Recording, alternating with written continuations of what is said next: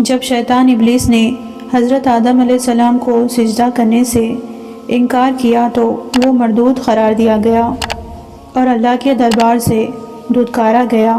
شیطان ابلیس نے اللہ تبارک و تعالیٰ سے یہ عہد لیا کہ تا قیامت نوح انسان کو راہ حق سے گمراہ کرتا رہے گا اور انسانیت کو خدا کی اطاعت سے نکال کر شرک میں مبتلا کرے گا۔ اللہ تبارک و تعالیٰ نے ابن آدم کو گمراہی سے بچانے اور صراط مستقیم پر گمزان رہنے کے لیے ہر دور میں پیغمبروں اور نبیوں کو بھیج کر بنی آدم پر احسان کیا۔ ابلیس کو یہ خوف تھا کہ ان نبیوں پیغمبروں کی تعلیمات کہیں انسانوں کو اس لاشریک معبود کے قریب نہ کر دے۔ جب رحمت العالمین یعنی آخری نبی محمد مصطفیٰ صلی اللہ علیہ وسلم اس دنیا میں تشریف لائے، وہ دن ابلیس کے لیے سب سے زیادہ بھاری اور سختی کا دن تھا، کیونکہ آپ صلی اللہ علیہ وسلم کی مبارک ذات کی برکت سے بنی نوع انسان کو ہدایت ملنے والی تھی، جو ابلیس کی سب سے بڑی ناکامی تھی۔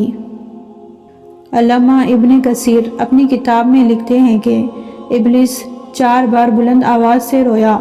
پہلی بار جب اللہ تعالیٰ نے اسے بدبخت ٹھہرا کر اس پر لعنت فرمائی، دوسری بار جب اسے آسمان سے زمین پر پھینکا گیا، تیسری بار جب نبی مصطفیٰ صلی اللہ علیہ وسلم کی ولادت ہوئی، اور چوتھی بار جب سورہ فاتحہ کا نزول ہوا۔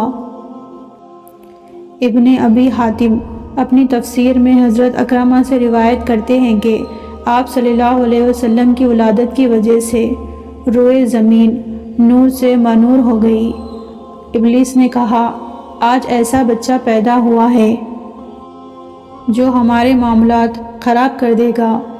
تو اس کے ایک سپاہی نے کہا، تم جاؤ اس بچے کی عقل میں خامی پیدا کرو۔